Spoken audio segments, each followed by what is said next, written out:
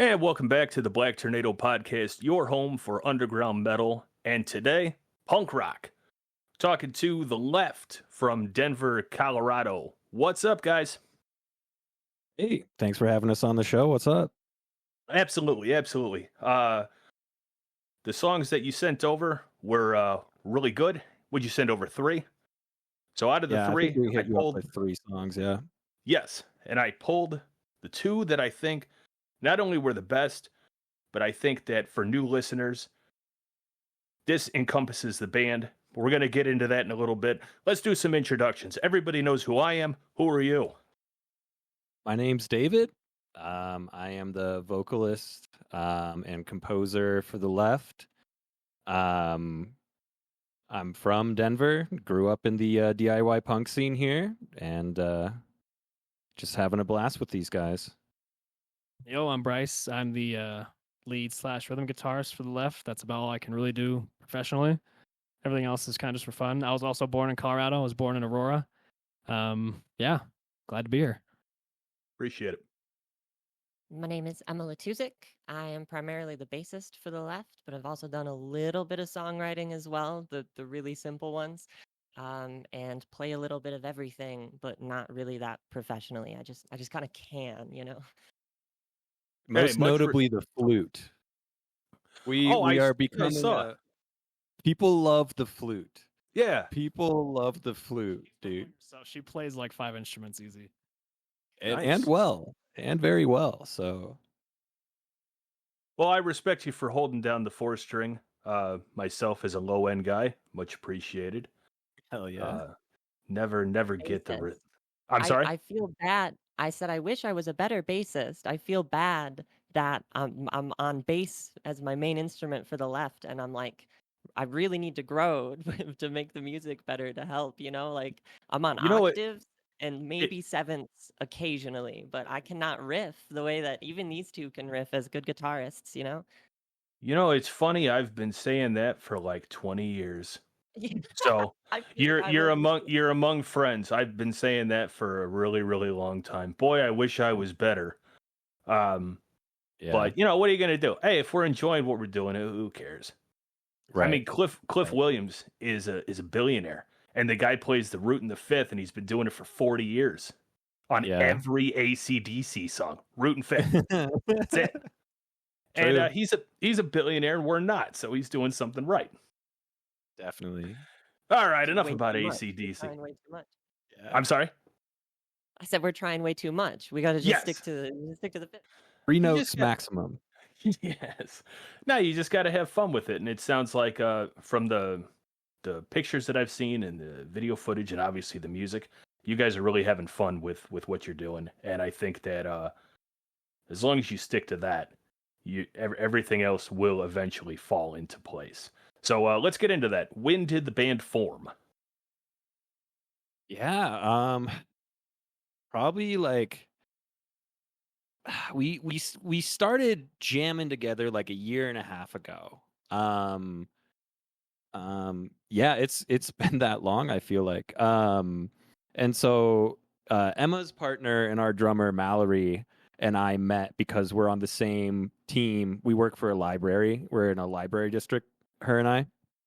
And she was joining my team, and so she was shadowing me, and I was training her. And like, it takes like 3 whole seconds to talk to me to get into music and start talking about music. So we started talking about that, and she mentioned that her partner was shriveling on the ground, dying because they had a jam group back in Texas, but they hadn't found anyone yet. And so I just mentioned, like, hey, I can play guitar. I can't really do much else, but let's hang out. And we started jamming, and kind of grew on from there. And I like eventually just was like, hey guys, you want to play a song that I wrote?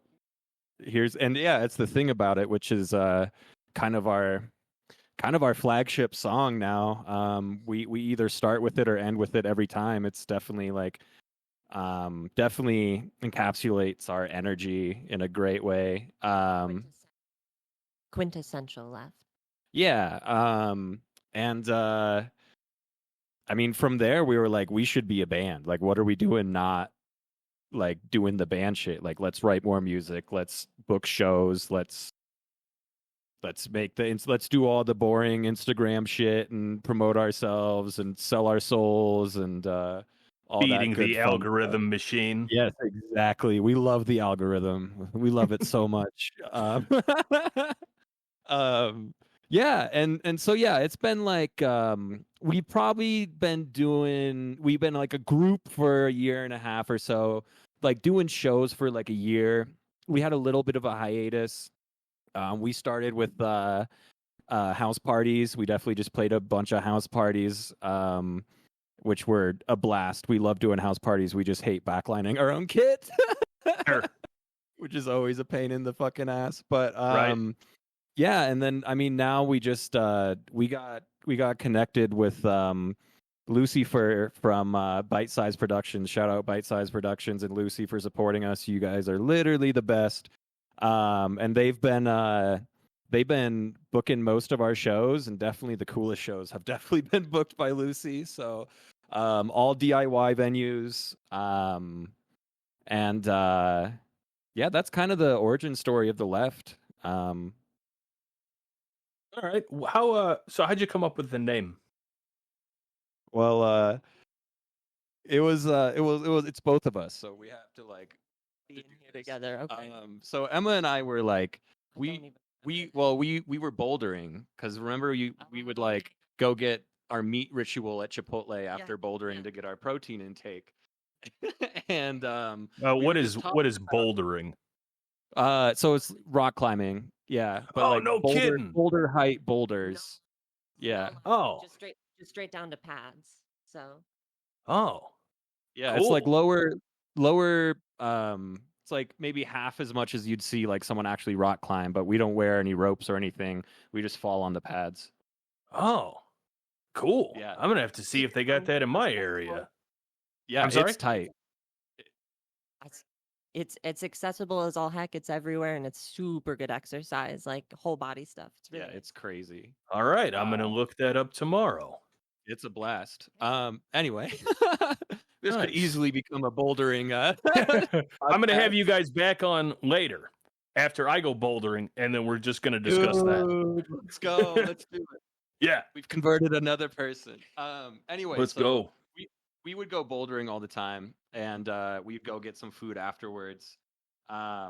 meat. We would call it our meat ritual. Okay. And so yeah, we were doing our meat ritual, and we were just like driving around, and we were just like spitballing band names. And I had some band names that I like kind of jotted down in a notebook or whatever, and they just didn't stick. And like we kind of knew because we were playing like the thing about it at that point that we wanted to be a political punk band. Yeah. And we were like, in my mind, we were just kind of like spitballing like kind of like inflammatory like terms. Like Mhm. almost memes, right? I mean, we Yeah. were just trying to make each other laugh. with Yeah, how literally. outrageous and like on the nose we were getting. Yeah. Like I think one of the ones that I had come up with was just calling ourselves the gays, which is just like part like reclaiming and part just like, I mean, we're a queer punk band, so like Right. let's just be just straightforward and just hideous and just like so stupid. And I think it was Emma who I'm came back pretty and sure. was like, yo, what about the Left though? Because I couldn't stop hearing political commentators that do that all the time. And also Cody from Some More News, shout out that political show. If you don't do BreadTube, he's sick. And he goes the Left, but making fun of those political, right-wing extreme commentators who do that. Sure. And I realized how funny it would be if we were like, why are they always talking about us? Why are those guys Right. always talking about this punk band from Denver? Like that just, I thought that was hilarious. And so I had to send it across. Yeah, Pretty fucking smart. I'll give you that. yeah, Pretty smart. yeah. No, it's I like it. silly, and I think the thing that sold me on it so hard was Emma was like, "What if we just like cut a bunch of like political pundits saying like the Left and like looped it as our intro?" And so Yeah. we've got like Ben Shapiro and like these alt-right talking heads just like saying like the Left, the radical left. It's mostly Cody from Some More News. The main one. Yeah. Like, the main. It's the left is Cody. Yeah, We got Benny. We got who's the one in Canada? I don't Peterson. even give a shit. Jordan Peterson. Yeah. Fuck him. I think he's the one that goes the radical left, left, left, left. Okay. One of them. Yeah, so we got a bunch of samples on the 404. That's just like a bunch of idiots just saying the left. And we kind of Nice. like build it up, and then we like cut out the music, and then we have like one more sample that's like it's the left, and we start playing our fucking. Oh, music. that's cool. I like that. I mean, even though I haven't obviously been to a show, I can see it in my head, and that's fucking awesome. All right, we're gonna take a quick break. We're gonna jump into the left. This is Rent My Body.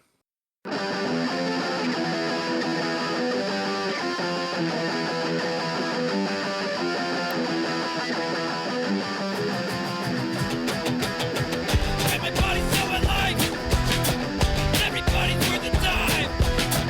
That's the price per pound of flesh. The buyer's market by design. Tell me money for my time. High on the supply. We don't need any rights. It'll all be fine. And my body's on my life. Everybody's gonna die. Don't need your advice. I know what's mine.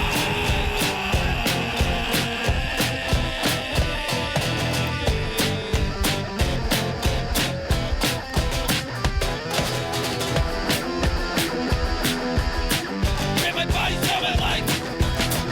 And my body's on my life. And my body's on my life. And my body's on my life. On my life. On my life. Take my body here to mine. Come take me for a ride. Not the capital to invest. That's humanity's crime. Tell me money for my time. High on the supply. I don't need any rights. It'll all be mine. And my body's on my life. Everybody's gonna die. Don't need your advice. I know what's mine.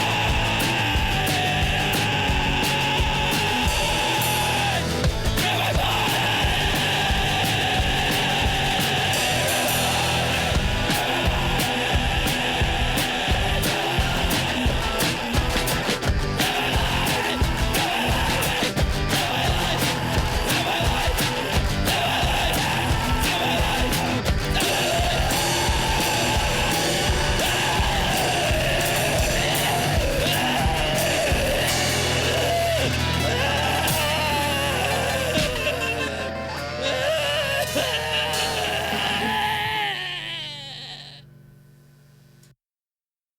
Back with the left. That is that's some good old school punk, man. Very DIY aesthetic. You know what I like about you guys? What I like the most? The raw emotion that comes across in the music. There's no faking the funk here. There's no phoning it in. And yeah, everybody's pointing. Yeah, I think that's fair. The vocals, man. I don't want to call it angst because I don't know what you're feeling, but brother, if I was standing next to you, I'd want to give you a hug. It's powerful, man. But I want to buy you a beer and give you a hug. I'll take a beer and a hug any damn day, dude. All from right, anyone. well, I'm gonna be in Colorado, so when I'm out in Colorado, beer and a hug. But it's got to Let's be one of go. these. But it's got to be Or- one of these tomatoey beers. I'm fine with that. Fine. I'm more looking forward for the hug. So I'm a good hugger. I got your back. you look like a Literally. good hugger. I'm a good hugger. I got your back, literally. You know, with the hug. Hell yes. Yeah, like exactly. No, man, the You raw could lift me emotion. up with the hug. Yeah. Why not? If my feet don't leave the ground, man, I'm gonna be disappointed. No, nobody's disappointed on this show. I'll take care of you. All right, Hell yes. let's get back into the music.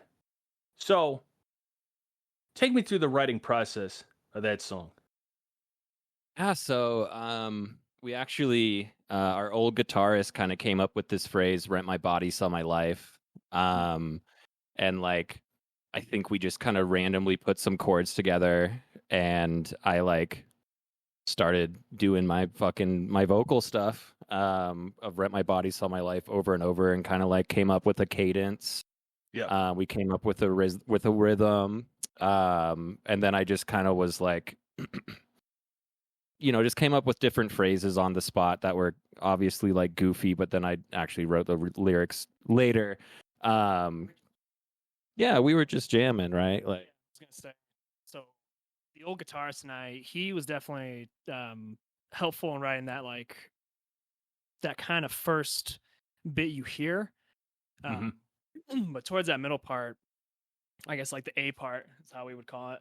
There's a lot of a combo of us, he and I kind of splitting that power a little bit. He's doing a constant just dun it, dun it, dun it, dun it, and then he gave me the idea actually to do the dun it, dun it, dun it, dun it, dun it. So it was, but like Emma said, or she was gonna say, it was a lot of it is improv at first. Dave makes the general idea, writes the lyrics, gives us something to go off of, and then we all kind of compose it together. But without Dave, he's like the engine for sure. I mean, yeah, it starts with the lyrics and that emotion, and we all get into it. And one part of Rent My Body that I really, really starkly remember during that jam is that I was not on an instrument. I think that someone else was on bass, and I was like running around trying to do some audio thing while y'all were jamming on it. And during the chorus, when you were Rent My Body, Sell My Life with that big space, me screaming sell was one of the first things that, like, for me, being able to get on that same cadence as David just because of the emotions that the lyrics were bringing out of me during that jam, it was like a sign that this is going to be a good one. And I think it's up there. It's one of the best. Yeah, you guys definitely captured lightning as far as the emotional feel of the song, which makes the song just that more much more powerful. Yeah, I mean, absolutely. I think, like Emma said, it was kind of. I remember we got done playing and we were like, "Holy shit, that was awesome!" And like you were kind of saying, Adam, that's I think why it was good is because it was just fun. And I think that's a huge part of our band is jams. So it was nice to be like, "Oh shit, like that could be a little something." And it comes across whether you're seeing a live show or you're listening to a recording. Not only can you tell when the band is emotionally invested in their music, but you can tell when they're having fun. You can tell when they're genuinely enjoying the music they're playing, each other's company, whatever their mission statement is, their message. When it's a good team effort, you can just tell, and that especially comes out during a live show. I've seen lots of bands that guys don't even like each other. They're just doing the music because whatever reason. But when they're a band, sure, yeah, that could be. It's a big reason. But when they like each other, when they're pals and they're getting along, you see that camaraderie on stage, and it just I think that transfixes into the crowd. I think that the crowd, feeds off of that energy. Yeah, I mean, we love each other. We're a family. Like we are friends first, band second. Right.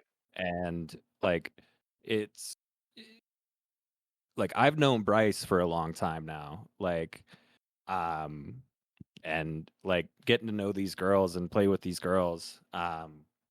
Yeah, I mean, it's like it's a blast to be around these people and to make art. I mean, I cannot tell you how lucky I feel to have this family around me making music, because it's not just like this like silly punk band that sings songs about really big bongs. Like but you have to do that because we all need to. We got some real big problems, so we need a big bong, So, but it's like the support that these guys have given me throughout this this year and a half to 2 years has been great. I mean, it's been amazing. It's by far an outlet, and like I'm glad it comes across because like especially in recordings, because you never know with recordings. Like, I mean, you go to our shows and we do great. Like we have a blast at our shows. It just like smiles on our faces the whole time, and like we definitely want to give the audience a good show. So that's kind of where we're coming from there. And that's actually some feedback that we've gotten after every show multiple times, is just like, you guys clearly like each other. And we're like, yeah, we love dancing and like making music together. So I would almost say too that was a part of what made the left happen too, is that for many of us, getting out in front of people, jumping around like that, getting that energy and putting it out, it's amazing. It feels amazing, and when you know about it, it's something that you crave. Like, it's such a good emotional outlet when the music has so much emotional context. To be able to go up there and scream it, sometimes have people scream it back, it means everything. And even though multiple of us were not like ever in a band that played in front of people at the beginning, Mallory and Bryce, and I think myself, unless you count like duo guitar stuff with a high school girlfriend, once we saw what David was talking about how amazing the energy is when you are in front of live people playing something that you care about for them, we were addicted. Like, it had to continue, and the drive that instilled in us has launched us all the way to where we're at. Yeah. I think an important part too, if any of your listeners are like thinking about joining bands or like getting themselves out there, like Dave said, we go back, let's say about 4 or 5 years now. And honestly, I wasn't exactly sure how the friendship would go. We met at one of my best friend's apartments in Greeley, and we were partying. And then David, we didn't talk for a while, and then came back in the picture, became good friends, and we started hanging out more and more and more. We formed the Basement Bandito. Shout out Daniel and shout out Colin. And then I remember one day, like Dave said, about a year and a half ago, or maybe it was about a year ago, he was like, hey, like, I know you play guitar. Do you want to come jam with me and my homies? And I was like, oh, sure. And, everyone says that, right? Like, everyone's like, oh, yeah, sure, I'll come jam or I'll come hang. And, like, it doesn't always happen. And people, kind of forget plans or whatever. But for some reason, I was like, no, I know Dave. Like, I'm going to go jam. I have this guitar, like, training. I might as well fucking use it. So, and now we're here. It totally awesome roller coaster ride of just like, I never thought this would happen, where we're playing at DIY venues. Our friends are coming, coworkers coming. We're fucking raging in front of all these people. And like Emma said, it hits a little different when it's like, I don't know. It's kind of cringe a little bit, but like when we had the fucking power from the Creep show and the fucking Seven Circle, like having the speakers and like having your fucking chords just like blow in people's faces, man. It makes that feeling of playing worth it. So like, if any of your fans are thinking about getting into bands, just fucking send it, and hopefully you like the person, and even if you don't, just see if you can maybe strike up a good friendship out of it, because obviously homies better, but if it's some random dude, just get out there and try it. It's pretty fucking awesome. Absolutely. Yeah, I absolutely agree. Wanted to get into influences. What would you say some of your guys' influences are? Yeah. I mean, we definitely have a lot of individual influences. I think that, like, as far as like collective, like, we all certainly are like, oh yeah, hell yeah, like Amel and the Sniffers for sure, Viagra Boys for sure, Yard Act for sure. What was the other one you mentioned? Soul Glow. Soul Glow is huge. Like, I saw Soul Glow like 5 fucking times in like 2 years. They are, you want to talk about like energy and capturing an audience. Those dudes are amazing. Yeah, huge. Like, Talking Heads is one of them for sure. We all like, I fucking love the Talking Heads. Love a lot of that post-punk stuff. We're also really into funk. Like, a lot of us are into funk. We're talking like Wolfpack. I personally am like huge into Stevie Wonder.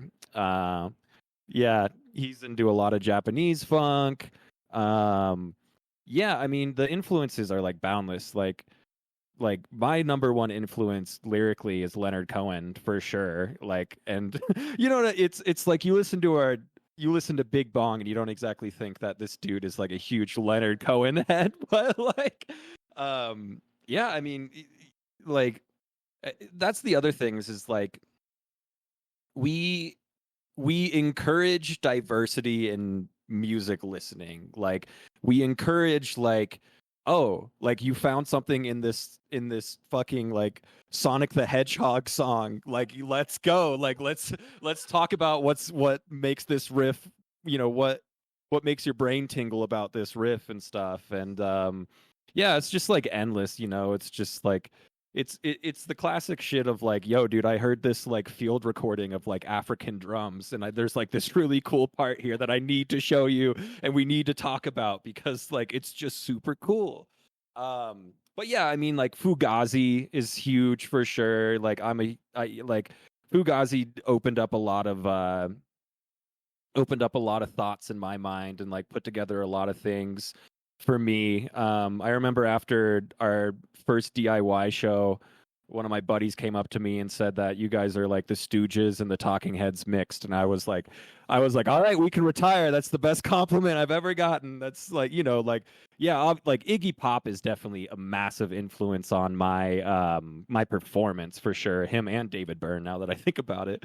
But yeah, I like endless. This conversation will not fucking end if we talk about influences. Like, someone take the mic from me, please. I mean, do we just want to go to like personal influences as well? Because I mean, like I like Kenny Hoopla related to this band for sure is incredible. But like in the more jazzy area, like Victor Wooten and Mono Neon and Jacob Collier, like people who are just kind of following the sound, I really, really like. I had one more like punky shout out and it's gone. Yeah, for real. Baby metal, poppy. I also love hyper pop. I feel like Igor. Igor is this crazy EDM artist that I think is really going to be a bigger influence on the sound of our second album than the first. But like, just does incredibly crazy like mixing of metal and drumming and EDM, just crazy synthesizers, incredible nuts sounds that just fill the whole space on their own, along with the most terrifying visuals you've ever seen. Like, if you've never seen Igor, he's incredible. Poppy. God, I want to scream like Poppy. I'm so proud of my girl for finally learning how to scream. Yeah, Poppy's cool. Yeah. So for me, I mean, my dad had a lot of issues, I guess, but he's a good guy. I think he's the source of my rage for sure. Not like him personally, but like growing up, we listened. Dad would put on fucking Green Day, like all the mainstream stuff, right? So like Disturbed. Dad loved Metallica, yeah, and he didn't play System of a Down until I got older, but like all that's like the origin. And then as I got older and started doing my own thing, like it sounds kind of wild, but kind of like my homeboy Dave was saying, I fucking loved video games as a kid. So like it sounds kind of funny, but a lot of those Sonic Adventure songs, there's a guitarist named Jun Sonoy, I think is how you say his last name, and he's a fucking awesome Japanese guitarist. Like all his riffs I've really tried to replicate just because they're just very fluid, and he somehow brings that old kind of like 80s style of guitar, like that rock and roll, but just modernizes, and it sounds great. And it's in a lot of those video game things. And then I'd say more like other indie sources, like I loved Mumford & Sons, so like all my strumming, like my finger playing came from that. And yeah, all kinds of sources. We definitely have, as Dave was saying, very, very unique combo of just artists and guitarists. And me too. Parquet Courts. Oh, dude, Parquet Courts. Huge. And then all the jazz that I listen to. Like the best jazz radio station in Denver is KUVO. Oasis in the City. Yeah. 89.3. Turn to that station, please. It's amazing. Miles Davis. Sun Ra Orchestra. Here you go. Chicanito has a group that he's a part of called Ichikoro that's really, really good. And then the one I absolutely had to call out is Maximum the Hormone, because I love their sound. Oh my God, so good. All right. I know we're all doing more. Bastille for sure. Young the Giant. Oh my fucking God. I know it's cringe. I know it's alternative, but yes, that was absolutely. So if a listener should find them, I'm sorry. I said Thelonious Monk. but Yeah. like huge, honestly, like huge Thelonious Monk. Anyway, we'll stop. I hope everybody is enjoying this 4-hour episode of the Black Tornado podcast. You do not know what you signed up for. We yap. We fucking yap. It's all good, man. Easy, softball, back and forth. He's gonna be in the editing room for 24 hours. That's fine, man. I dig it.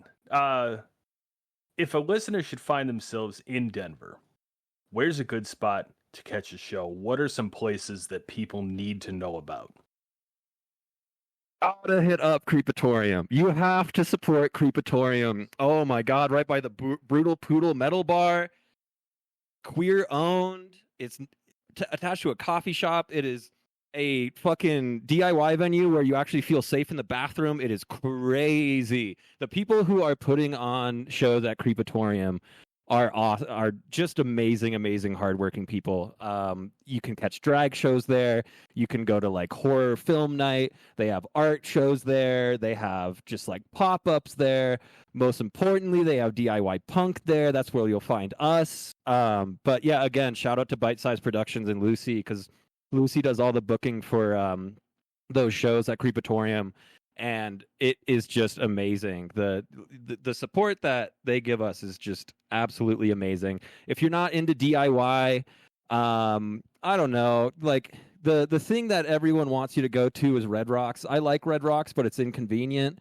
If you catch the right artist there, yeah, you're gonna have like a otherworldly experience or whatever. And if you hit a tab of acid, you're definitely gonna have a blast there. But like you can't go to like Larimer Lounge. Go and see some random band at like Larimer Lounge or like fucking Seven Circle. Go to Seven. Fuck it. Go to Seven Circle. Pay $10. Pay $10. Chug a rack of beer in the fucking parking lot and go see some fucking like 22-year-olds just like scream their face off at Seventh Circle. That's yeah. I mean, yeah. Go to Creepatorium. Go to Creepatorium. So tell me a little bit about the Denver punk scene, the other local underground bands. So yeah, we were talking about this a little bit before we started recording, but the DIY punk scene definitely has changed a lot, and in my humble opinion, I think it's changed for the better. I am now officially an old head in the scene since I've been there for more than a decade, but so it's a lot more inclusive. I mean, I think that comes with a lot of things. Like, people are much more open about being who they are now, which is fucking amazing. And it's just been like much more important about creating safe place for people who do not have a safe place in the US. And that's really, really special. You know, obviously you're not going to have like that edge that you used to have in these DIY shows. And I do appreciate that, but I'm also not like 16 years old anymore, like bumming beers off of random people, and like smoking bowls from randos, like trying to like get my face punched. Like, I don't know, like the Denver punk scene right now is fucking awesome. I mean, the thing that sucks is that we are being ruled by fascists. The thing that doesn't suck is that there's always a great reaction in the art community. And that reaction in the DIY punk community has been stellar. Like, there's so many new bands. There's so many bands that have been around for like 2 or 3 years that just absolutely fucking rock. Like Churchfire, Give Me the Gold. I mean, like, Now If Ever, like More to Damn, fucking like the list just goes on and on. Like Tism's fucking awesome. Like Clementine's awesome. Like there's a lot of, and the thing is like there's a lot of diversity, and I mean that in like almost every sense. Like there's a lot of people who are like my age, right? Like early 30s, and then there's some like mid 30s, and then there's like obviously like the sick ass like 14-year-old kids just like in their first band, just like shredding, dude, and just have attitude out the fucking ass. But like the danger outside of our homes and the disgusting system outside of our homes just makes the love that much better when you're in a safe place and you're just grinding it out. And yeah, I mean, the Denver punk scene has always been surprisingly good, but you're going to hear that with every genre. Like in Denver, everything's surprisingly good, quote unquote. Like people think that we're like an EDM city now, and we are. Don't get me wrong, we've got some great clubs, but like we have a great jazz scene. One of the best universities for jazz music is in Colorado, and they throw a festival every single year. And like we've got a great country scene, we've got a great folk scene, we've got a great folk punk scene. We've got great music everywhere. And to see it mature and to see it to develop into what it is now, which is just this very concentrated fuck the system type group, has been great. I wanted to ask, he's not a punk performer, but he's also from Colorado. I was just curious if you heard his music. Are you familiar with Dr. Nez? He's the dude who does like the meme raps. He does No, like the satirical rap. Okay. No, You're like, no, not at bro. all. Not at all. Not I at don't all. think I have that. Fair enough. Dr. Nez is a good friend of mine. He's been hell featured yeah. on the show before, and it's I guess you call it psychedelic rock. Kind of leans into stoner doom a little bit, but mostly I Nice. would say it's psych rock. I was just curious if you were familiar with Dr. Nez. Unfortunately not. Sounds like a good guy though. I should check him out. He's just a great person in general. I just we found back when Black Tornado, when I had a co-host, we were digging through the Instagram page, and different bands will follow the podcast, and I'm usually pretty good about checking them out.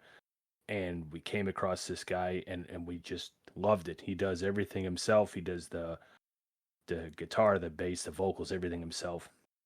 And it just blew our minds. So we had to get this guy in the show, and then it turned into he and I, now have known each other for about 2 years. He's been on the show a couple of times, and just in general, he's just a good guy. And so anyway, he's from Colorado, and I thought, oh, maybe you know him. But if you don't, when we get done, I'll send you a See if we link. can link up, see if we can open up for this guy. Hey, that would be great. He actually just got his full band together, and they're getting ready to do their first show. Well, I'm going to date it because the show will probably have happened by the time this episode comes out. But No. he just got the full band together, and he's looking to put some shows on. I have a Bryce specific question. Oh, we like Bryce. So on What can I do for you, Stratum? on the Instagram page, I think it's a Strat. I saw the most beautiful looking Strat you were holding, and it had this. It reminded me of like a colored vinyl. You know, the multicolored vinyl. Oh, I wish I knew how to share pictures on here. It's on the That's an Emma Instagram. question. Oh, Yeah, okay. yeah. It looked like you know the one I'm talking about. It kind of reminds you of like a gumball. That's my Fender Splattercaster made in Mexico. Yeah, It's gorgeous. Did one of you do that paint, or did it come that way? Oh no! So those are made by Fender Mexico. They Oh. do the splatters, and it is like one per guitar design. So every single Wow. Splattercaster looks completely different, has a different Yeah. color palette, and 100% unique. I found it in my hometown in Alpena, Michigan, in Hodunk Tiny. We have one guitar shop in that whole store, and Yeah. the dude went, "Yeah, that's been up there for like 8-9 years. No one wants to buy it because of the price tag." And I went, "Okay, smile. Let me get in there." But now Bryce's the one who mostly shreds it. But yeah, no, that's my Strat. Oh, that is a beautiful instrument. I really love Thank that you. finish. I'm not gonna be able to let go of it. Agreed. No, I never would. And The it world sounds is gorgeous. yeah. It plays the, amazing. Like, the world is too full of there's black guitars and there's red guitars and there's blue guitars, and you just don't see very much of it. wild differences. Yeah. Just Yeah. crazy to look at. Yeah. And if you look really closely, there's a Gamer Sups like anime girl sticker on it as well. I got like a Oh, witch okay. lady on it. Cause you gotta have the waifu on there. You know? I only have one base that has stickers on it. They're all on the back, and bands that support the podcast that have been nice enough over the years to send me stickers. They goes on the back of this Schecter that I have. Heck yeah. Heck yeah. But I can appreciate. Yeah, I mean it's your instrument. Do whatever the hell you want with it. You can cover it in stickers. Do it. It's barely noticeable. The Pink Dean from our first house show is absolutely covered in alien stickers. Yeah, I saw true. that. I That's saw that. That material. looks cool. Thank you. Love that one. Yeah, I know somebody that has that same Dean, but they have the lime green. Oh, And, yeah, I've It's seen that. I mean so it's a cool. ripper. I've played it at their house. It's a ripper. It's a nice sounding bass, and for the price point, can't really complain. Not at all. I think I picked it up for like $200 from. I was gonna Around, say the local they're Denver store. yeah. I think they're $200 to maybe $300. And honestly, if Yeah. you put some Seymour Duncans in that thing will Yeah. rip. Oh yeah, I mean it rips even with the stock Deans on it. Yeah. You just got to be careful about that. That jack is what it is. There's some electronic, and it's not even like that. It is bad or goes bad. It's that if you're punk doing shows in front of people and jumping around in a DIY space that you've set up for yourself, you're gonna end up having a drunk lady join for a performance and trip over the cable and completely eviscerate the kind of cheap housing. Ugh. So yeah, It's funny you bring up out of the input commission. jack on that Dean, because the same person that I know that has the one, they're a home musician, and they had issues with their jack, and they don't do shows, they don't go out, and Maybe the I'm jack just out of tune then. My the bad. jack just died on him for whatever Yeah. reason. It just went out and had to go through the whole process of replacing it. But yeah, Dean's not paying me to talk about their gear. I want to ask about this event called Underground Wrath. Oh, dude. It looks like a hoop. It's awesome. It's awesome. It's a great alternative to like corporate pride. And Oh, you mean where like Bethesda will change the logo, but they won't change it in the countries where they don't like it? Is that what you mean? yeah. You can buy rainbow cowboy hats at Walmart kind of thing. It's for people like us, it's for queers like us. Like, don't get me wrong, I'm gonna hit up a gay bar on Pride weekend. Like, to be a part of that was honestly like, it was amazing. Again, fucking Lucy pulling through, getting us in that gig. It was just an absolute blast. Just seeing all these DIY queer bands, and playing with them, and like meeting some of them that I actually like kind of low key look up to. Sure. Was awesome. Like our merch booth was right next to Church Fire, and I was like, oh my god, that's fucking Church Fire. Man, you guys are gonna have to send me a whole bunch of links, because I don't know a bunch of them, but I mean, I spend my days. I would say on average, I try to listen to 5 new bands a day. Hell yeah. Do you prefer Spotify or do you prefer something else? It really doesn't matter. When I contact a band for the show, obviously I'm looking to get the raw files, but that's only for the purposes of editing. But just for the sake of listening, it could be YouTube, Spotify, it could be whatever. We got you. But I appreciate it, because I like to. Obviously doing a show like this, I kind of have to listen to. I would say minimum. I try to listen to between 3 and 5 a day, but then on like a weekend, for example, I might listen to 10 or 15 different bands in a night. Hell yeah! So we appreciate being one of them that's stuck in your brain. Yeah, really. So I wrote this obviously before we started talking, so it's at this point kind of a silly question, but I'm going to ask it anyway. You guys are heavily involved in Pride and the LGBTQ. Have you ever had any issues with that, or are people in your area generally supportive? So we definitely are.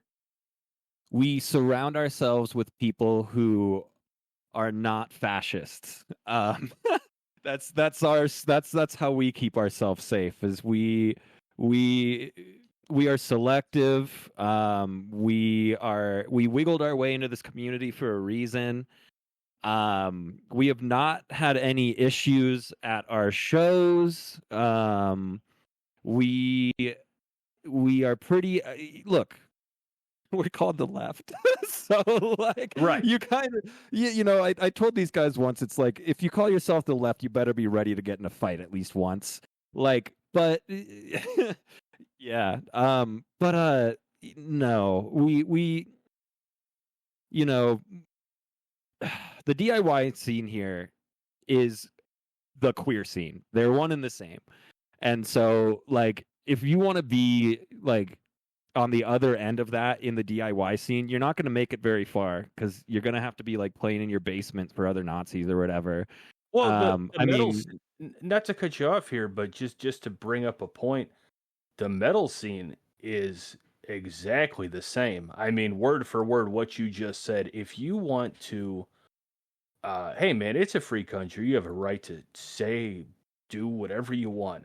But if you want to go to that far of an extreme, the only people that you're playing in an echo chamber, only people that you're playing for yeah, are yeah. people that feel exactly like you do, because once it gets out there that you're black metal is notorious for this. Yeah. I did a black National metal Socialist episode. Black metal. Yeah. I did a black metal episode last year with a good friend of mine who's a black metal artist, and we had to do a lot more research than we would do with other bands, because I had to make sure that I wasn't putting on something that I didn't agree with. And I don't really have those issues when it comes to doom Yeah, and appreciate stoner and that. punk. I don't really have those issues. Well, there's nothing to appreciate. I play music that I like, and if I can't roll with what you're doing, it's my show. You're not going to get played on my show if I don't appreciate what you're doing. I don't have a stance, but I'm also not against anything. If that makes sense. I don't really I don't have a line, but I know what I don't feel is right. And if you're, I don't know, if you're against a group of people, you better have a pretty damn good reason why you're against them. And to this day, no one's really brought a good reason to the table. Yeah. It's pretty mindless. And Yeah. again, hey, that's your right to do it. But I won't help you promote it. If Yeah, that it's a makes good sense. stance on it. Yeah. Yeah, I guess so. I Yeah, guess so. I mean, when I was a teenager, there was like a notorious house that had Nazis in it, and they would play on Wednesdays at this like British bar or whatever. But like once they like changed ownership, and like the first thing the owners did was put like no Proud Boys, no Nazis, like Yeah. fuck you alt-right type shit. And so like since then, which it's a long time ago by then, like I haven't seen any like boneheads at any shows or anything. Like we don't really fuck around with that in Denver. I mean, I'm sure it exists, but like honestly, you probably won't last long with the fucking with the bears we got out here. Like, And I imagine it's probably in such small numbers that they kind of just stick to their hole and don't really come out they of it play much. in their mama's basement, which is fine. We all start there, but I will say this as a guy with a shaved head and a bunch of tattoos. Don't walk past me and like throw your head up. We're not one and the same. I just don't have hair. There's a difference between skinheads and boneheads, everyone. Yeah, Know the difference. we're not one and the same. My black relatives will kick your ass. Yeah, No. there's no camaraderie there, man. Fuck Hell with it. yeah. But hey, it's all good. We're gonna take a break. We're gonna listen to The Left. This is The Thing About It.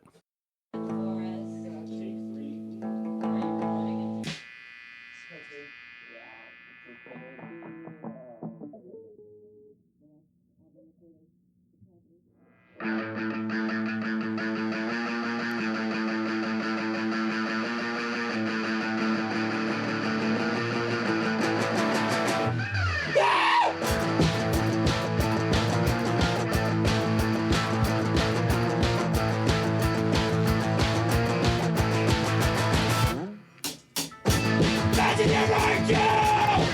Living on shit! You don't care in the game, you! Think my life is the worst! And you're waiting to stay! Doing something again! And you're waiting to stay! But I'm all in your brain!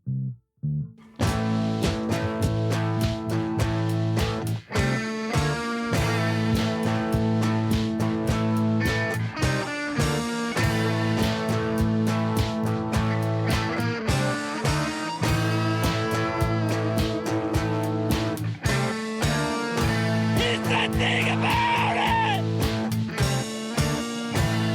There's always a thing! You don't know about it! Not explaining!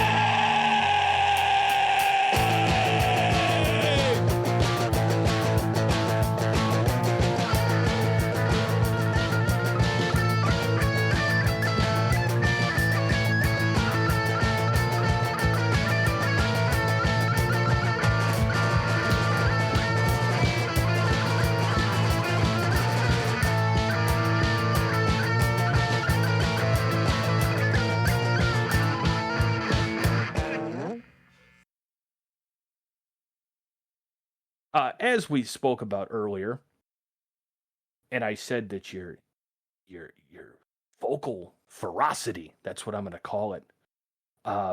Forget the last song. This is the song that makes me want to give you a damn hug. You're hurting, and I can appreciate the hurt. I can appreciate it. I can respect it. And damn it, when I come to the Wrath Festival or whatever the hell it's called, when I come up to that, I'm gonna give you a hug because you sound like you need one. Damn it. I need so many hugs, but I will say so. Yes, there's hurt in there for sure, but it's honestly mostly catharsis. Okay. I've said this a couple times. Punk is not about hate. Punk is about love. Agree. And the reason it's about love is because when you love something dearly, you will do everything you can to protect it. We punks are not people who do things out of hate. We are people who do things out of love. We are talking shit about the system and getting our shit out in these shows, spreading the good word because we love each other, because we are sick of seeing our brothers and sisters get fucked up for no reason. That's what you're hearing is like, and it feels good, dude. Like I will say, it feels good to be. So it's an anger, feeling like that. but it's a righteous anger. Yeah, it's a let's get shit done anger. You know, it's like Yeah. you like, you know, that mode that you get in when shit is just like so horrible and traumatic, and you're like, literally all I can do is march forward. It's that. Yeah. That's what it is. It is all teeth. It is nothing else but teeth. You just grit it and you go. And yeah, it's that feeling you get when you're finally over feeling sorry for yourself and you're ready to fucking kill someone. Like, Hey, I can respect and I can sympathize with the attitude, the mission statement behind it. I get it, man, and I appreciate it for what it is. I do want to move on to something a little bit happier. let's do it. Favorite memories or good show stories in general. Oh yes. All right. who wants to go first? Because I kind of want to go last. I mean, getting to see this dude climb the banisters was incredible. We I love saw that the little bit of picture. acrobatics, That was cool. Yeah. little bit of bouldering. I think another big highlight was at our very first show. We had like a guest bassist step in for like a random addition to the set, "Psycho Killer" by Talking Heads. And she Nice. did the bass part. She was a little drunk. She fell over, but she hit the bass part. She hit what she needed to hit. And that was just crazy Nice. to see, like a musician jumping right in on it last minute like that and just killing it. I think there's a part in there. Is it? Well, before I say, hold on. That was good. Okay, so one of my favorite parts. We kind of did it again, just out of just straight improv. We were playing Thing About It, and we were put a bullet to your brain in the lyric, and for no reason at all, we were kind of chatting like, maybe we gotta, like, we are funny, we're goofy, and we're a little serious, like we were kind of talking about too, but we were like, maybe we do a little dance a little more, maybe get the jive going, start moving around, start like, yeah, the choreography. Yes, Miss Emma's absolutely right. And so like, okay, let's try it. Let's just see what feels good. And Dave says that line, put a bullet in your brain, and for whatever reason, I don't think he was intending to even like shoot any one of us, but like I stood in front of his finger gun, and then I like pretended to get shot. And I was like, these next few lines are pretty simple on my guitar. I can just play with my head stuck to the ceiling. So live, that's what I'll do. I'll like look up and I'll just play the part. Cool. And then I'll Yeah. come back down and shake off the bullet. And that was fun. And then doing it live was just, fucking killer, dude. I think that was a good memory. We started a mosh in a townhome in a suburb. That was pretty fun. Like our first house party, we got people to mosh in this fucking condo. Nice. It was awesome. That's But yeah, cool. my favorite memory, I mean, it's definitely the Creep Show. Our very first like ticketed show at Creepatorium, we booked that shit. Like that place was hopping with leftists. And I just remember it was the last song, and I said like, hey, you guys, this is the last song. So if you guys haven't punched anyone yet, you guys let's go. Like this is your last shot. And like so many people just joined the pit. And I remember it was it was the first song we listened to. It was Rent My Body that we did as the closer. And so I'm like doing my little Rent my body, so my life. Everybody's gonna die. I don't need your advice. I know what's mine. And I just like finally look down at the crowd because like in our shows we just lose it. Like my eyes are crossed. Like my spirit's out of my body. like it's so easy to just like not like you basically just pass out for a half an hour. But like I finally like locked in and like saw how many people were moshing, and it was just like it wasn't like that stupid shit with like people throwing fists and bows and stuff like that. It was everyone was just had a smile on their face, hopping up and down and shoving each other, and it was great. And like I mentioned earlier, I work at a library district, and so like so many people from the library came that I didn't know was coming, and they're in the pit moshing, all these cute little librarians.